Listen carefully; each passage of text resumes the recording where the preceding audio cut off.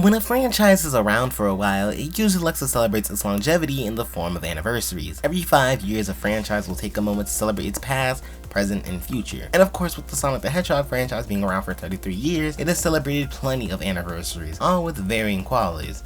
So today we're going to discuss and decide which of these celebrations of the franchise was best, starting with, of course, the 10th anniversary. In 2001, Sega was gearing up to celebrate Sonic's 10th anniversary, and there was a plethora of content surrounding the franchise during this time. Starting with games, of course, we would get Sonic Adventure 2 for the Sega Dreamcast on June 23rd, Sonic Adventure 2 Battle for the Nintendo GameCube on December 20th, and Japan would even see the release of Sonic Advance on the same day.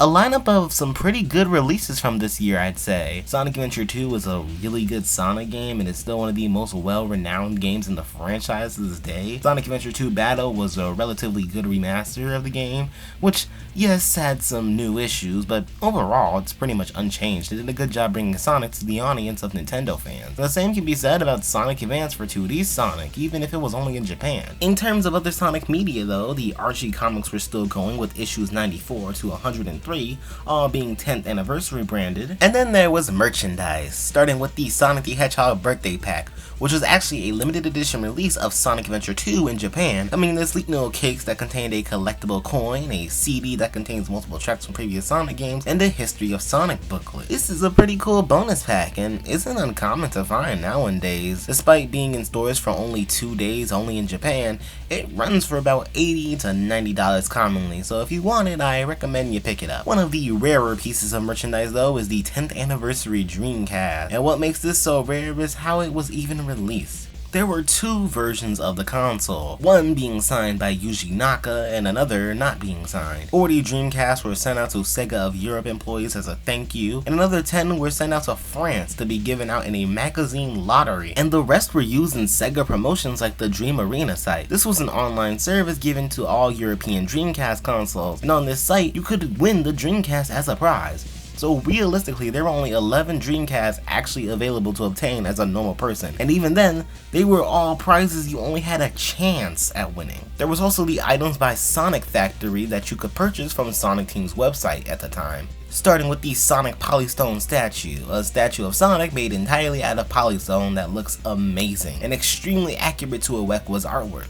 Sadly, there were only 500 made in Japan, and they're extremely rare nowadays. Alongside this was a Sonic Crystal Cube in the same pose, which however is somehow even rarer. While I've seen the statue go up for sale, albeit at insane prices, I've never seen this Crystal Cube go for sale at all. And lastly, a part of this line of items is the Sonic Ring. Again, only 500 made, and it looks kinda goofy, but I've also never seen this ring go for sale, like ever, so. Moving on to other items though, starting with the Sonic Wine Glass. A pretty standard wine glass with the 10th anniversary logo printed on it, but the box is signed by Yuji Naka and Naoto Oshima. And lastly, there's the Sonic Zippo lighter. Neat little item. And to celebrate the 10th anniversary for one last time, Sega held a Sonic Premium birthday party on June 24th, where a birthday cake was lit, Naka and Iizuka got on a stage and shared development stories to the audience and performed a game tournament. It was a neat event seemingly, and an even separate event was held at the Next Generation World Fair Hobby. Sadly, there's no video documentation of either of these events. So overall, I'd say Sonic had a pretty eventful 10th anniversary. A great selection of games, the comics were going strong, a pretty neat selection of merchandise, and a great celebration to top it all off. In 2006, things would significantly ramp up for Sonic's 15th anniversary. Starting with the games, we have Sonic Riders, a game that received mixed reception due to the game never even teaching you how to actually play it, despite having some pretty good level design. And later that year, Sonic 06 would be released. Sonic Genesis also released as a buggy remaster of Sonic 1 for the Game Boy Advance. And Sonic Rivals capped up the year with a pretty solid but forgettable Sonic side game. Not a good lineup for games in my opinion, with some of which not being quality and the rest just kind of flying under the radar. As for merchandise this time around, there were still some good releases, but definitely not as much. First of the bunch is the Sonic X trading card game, which, yeah, this thing actually did get the 15th anniversary branding later in its lifespan, along with a lot of other GE Sonic X merch at the time.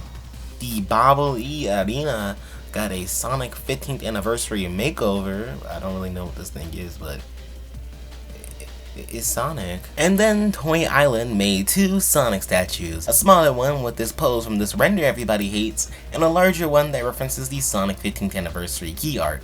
Both are quite neat, even if I personally find the paint jobs kind of atrocious. The weirdest thing about the larger statue though is how you purchased it. You could only purchase the statue by calling a number on this magazine, and apparently some select retailers stock the statue. Hell, an even weirder fact about this statue is that it's Sonic X branded. This was around the time when Toy Island was focused on their Sonic X line, but it's quite odd how much 15th anniversary merchandise is focused on Sonic X, despite the show coming to a close at this point. There's also this neat Sonic Rider shirt. Nothing crazy, but it's cool. As for the Archie comics, issues 159 through 169 were released, Sonic X issues 6 through 15 were released, and Sonic Archives would also get a start with its first 2 issues releasing. One of the bigger things that happened during this time though was the Summer of Sonic getting its start, an official fan convention that would be held in London. Well, not really. Sure, future Summer of Sonics would be held in convention areas, but the first one was held on a website.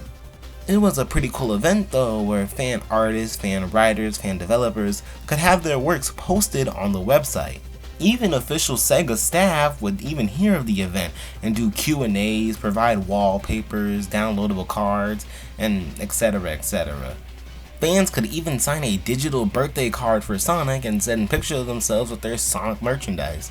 Overall, the event was pretty cool and ended up being one of those iconic things amongst the fan base. But Sonic's 15th anniversary was kind of meh.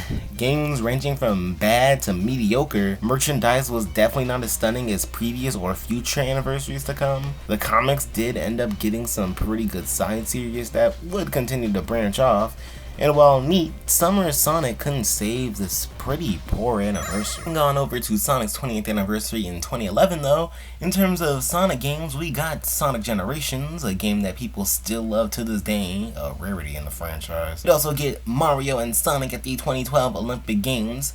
By this time, the novelty kinda wore off, which is why the game received relatively mixed reviews from critics. Sonic CD would also get remastered on modern hardware, allowing people to somehow think Sonic CD was a good game, and leading to even better remasters of the other 2 classic Sonic games. Australia would receive a exclusive re-release of Sonic PC Pack called the Sonic Anniversary PC Pack, which came with an exclusive 20th anniversary LED mousepad and mouse. Sega will release the Sonic 20th anniversary mobile app, where you could play Sonic the Hedgehog, a demo of Sonic 4 Episode 1. Along with this, there were also seasonal wallpapers which referenced past games, characters, and just seasons of the year. A neat mobile app, but nothing more really. Sonic Tweet would release in Japan, a game where you follow the Sonic Tweet Twitter account and send out tweets in order to defeat Robotnik using certain words. It's a neat little mobile game that personally I've never seen anything like. Pretty cool game, but yeah, I gotta admit, a lot of these feel like filler titles. While Sonic Generations and CD would be pretty big releases for the year, all the other titles were mobile games that you can't even play nowadays. But Sonic Generation really steals the cake here, being an amazing game overall. The comics kept moving with issues 225 to 230 releasing. As for merchandise, Jazzware's line would keep going, with a lot of old products getting repackaged to be 20th anniversary branded, like their Superposers 5-inch figures, 10-inch figures, along with their 3-inch line getting repacked with Badniks and 20th branding. Along with this, the classic characters would get their own figures and plushies, with a brand new 5-inch Sonic releasing. Hell, Jazzware would even make a statue that kind of leans over time, but hey, it was an attempt. Jazzwares did a really good job for this 20th anniversary year though. It was nothing like it at the time. A Sonic Wiimote charger was released by Mad Catz that had the 20th anniversary branding. Sega Prize would make a 20th anniversary Sonic statue with 20th anniversary towels. First 4 Figure would make 2 20th anniversary themed statues. The Japanese company Good Smile would make their Nendroid Sonic, and Medicom Toy would make their Bear Brick Sonic figure, which actually got a release last year. Sega would would also release Sonic Generations Collector's Edition in certain territories, which contained this amazing statue, an OST, and a documentary called History of Sonic, Birth of an Icon. A great documentary, actually. I really recommend it if you're a fan. An art book was also in the pack, a lenticular slipcover, and a gold ring. A great collector's edition. Certain albums from previous games would also see a re-release under the 20th anniversary branding, primarily for digital platforms, as you get games like Sonic Heroes, Sonic CD, the Sonic 1 and 2 OST, etc, etc. As for extra events, Sonic would be featured in the Macy's Thanksgiving Parade. The Sonic Boom convention would get its start. During this convention, you could play a demo of Sonic Generations, a time trial for Generations was even held. Guests could be interviewed about their time with the franchise. Needle Mouse the musical would be performed live. Fresh 40 and Alex Makaluf from Cash Cash would perform songs from past Sonic games. It was a pretty big event. And while this just started as a way to celebrate Sonic's anniversary, it would go on to be extremely successful, and the event would go all the way until 2014. The Summer of Sonic 2011 would also begin, bringing in new guests, cosplay competitions, and more. And lastly, for Sonic's 20th anniversary, making Sonic Generations of Skate happened. An event where 3 generations of skaters would compete during the event, with the Sonic mascot would come around. It was neat. Overall, Sonic's 20th anniversary was amazing. A lot of the games did feel like filler, but the remasters of Sonic CD by Christian Whitehead and Sonic Generations were great releases. The merchandise released was great, from Jazzwares to First 4 figures, and even the separate stuff was amazing. And the events around this time were great. Having Sonic Boom here in the States, the Summer of Sonic in the UK, Macy's, Generations of Skate. The 20th anniversary was absolutely amazing. Too bad the next anniversary couldn't really live up. 25 years of Sonic the Hedgehog, a pretty damn huge milestone for the franchise. And to celebrate, we started with games, the first of which being Mario and Sonic at the 2016 Olympic Games. I mean, hey, the game even released on Sonic's birthday in Japan, and on the 24th on the US and European markets. The game was received pretty much the same as the previous 2 titles, it just exists. We'd also get Sonic in LEGO Dimensions DLC, which was pretty damn good.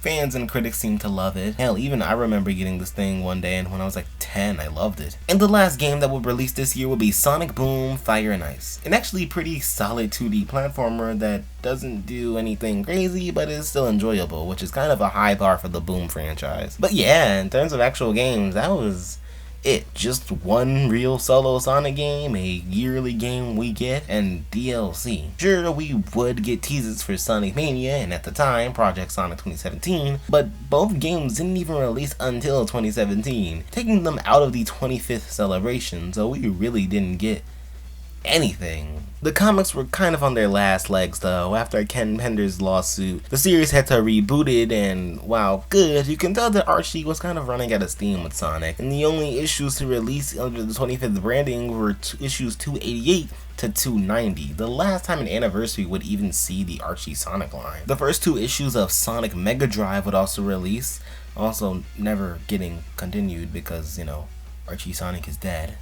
Along with this though, the Japanese web series Sonic Comic would release on Sonic Channel, a cute set of Sonic comics that depict Sonic characters in their day-to-day events. Merchandise was a huge focus for this year though. Tomy made their 25th anniversary line consisting of classic Sonic figures, comic packs, and plushes, all in unique 25th anniversary packaging. Hook and Becker will release the 25th anniversary art book featuring amazing concept art, scans from comics, and more. The Sonic X Sanrio collab would get its start here with Toyami making merchandise, my favorite pieces of Sonic merchandise, period. Kid Robot would get their debut with Sonic with a blind box set of figures and a classic Sonic statue. Build-A-Bear would make Sonic and Tails plushies with even a shirt and a digital exclusive card. 2 new albums would be released called Sonic 25th Cafe Selection, an album that was given away as a raffle prize for people who purchased Sonic Boom Fire and Ice in Japan, and the reasoning for this cafe branding is because Sega collabed with the Sweets Paradise Cafe, where this album was played as background music. There was also the Sonic the Hedgehog 25th Anniversary Selection, which contained music from previous Sonic games, but also a DVD which contained bonuses like a Sonic game openings, trailers, and even the opening for the 25th Anniversary House of Blues party stream, which allows me to perfectly segue into events. The first of which being the just mentioned Sonic 25th Anniversary Party located at the House of Blues. At this event, Crush 40 performed live along with Hyper Potion musicians DJing. There were plenty of announcements made like the LEGO Dimensions, Sonic Mania, and of course Project Sonic 2017. Overall, though, for as memorable as the event is, the live stream was kind of atrocious. So atrocious that even Mania would make fun of it. But going to the event seemed like a lot of fun though, like it was worth the hype. In Japan, Joy Polish also hosted their own event where you could purchase exclusive Sonic merchandise, but other than that, there's not much really known about this event. The Cafe Sweet Paradise rebranded with Sonic decor and even a Sonic menu. Sega collaborated with Castle Fine Art to make the 25 Years of Sonic the Hedgehog gallery, which featured gorgeous art by absolutely amazing artists. Overall, the Sonic 25th anniversary year felt like a filler year, with no real games here besides the final Sonic Boom game. Merchandise was pretty damn good, but outside of the 15th anniversary event, all of them have had pretty good merchandise. What the Sonic 25th anniversary does win though is events. Sure, the 25th anniversary live stream was kind of a joke, but actually going to it looked insanely fun. The cafe looked awesome. An entire gallery dedicated to Sonic and her artwork is amazing. It's something we don't even get nowadays. But overall, Sonic's 25th anniversary kind of comes off as a letdown. Coming off the heels of another dark era for Sonic, it feels like this was Sega's false way of telling us everything was okay, when everything really wasn't. And here we are at our final stop, Sonic's 30th anniversary. And to start with the games, we got Sonic Colors Ultimate, which was released to mixed reception. While most critics prided the game on being a solid re-release, a lot of people couldn't get past the different visuals and seemingly broken state of the game's release on Switch.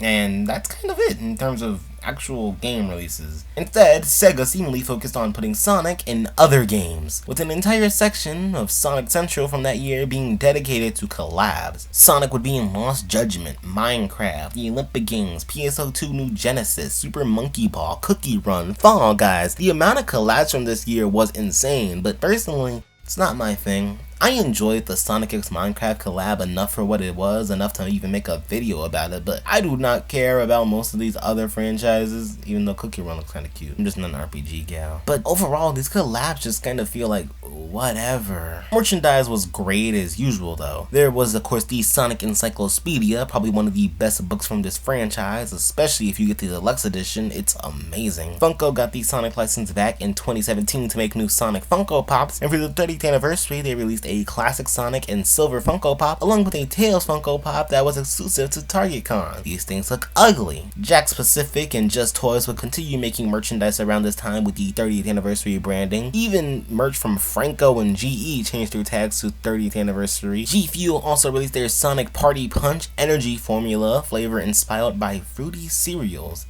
That sounds kinda gross, but no, that just sounds gross. Pyramid America and More Art Gallery with both released posters, with More Art making unique posters done by artists, with some that look absolutely beautiful, my favorite of which being the one by Yuji Uekawa himself. I wish I had it. Tomy released their Sonic Mochi Mochi plush, which is absolutely adorable and super comfy. Seiko would release a 30th anniversary Sonic watch that looks pretty damn good. Atmex would make their silver and golden 30th anniversary coin that looks really neat. Numbskull also had their line of Sonic 30th anniversary items with this amazing statue, some pin kings, a water bottle, mug, hats, socks, and a shirt and hoodie.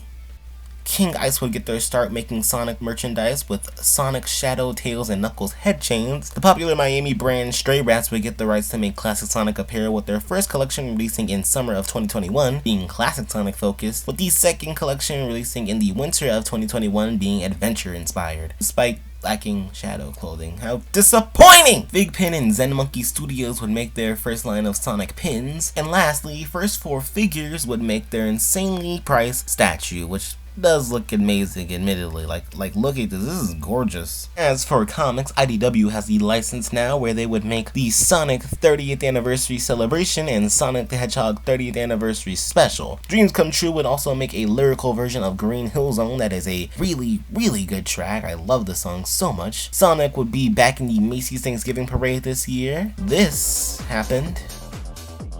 Yeah, but the biggest thing that would happen in terms of events was Sonic's 30th Anniversary Symphony, a digital show where an orchestra would perform Sonic music from past games for the first act, and in the second act we get performances from the Tomoya Atani Band and the Crush 40 Band.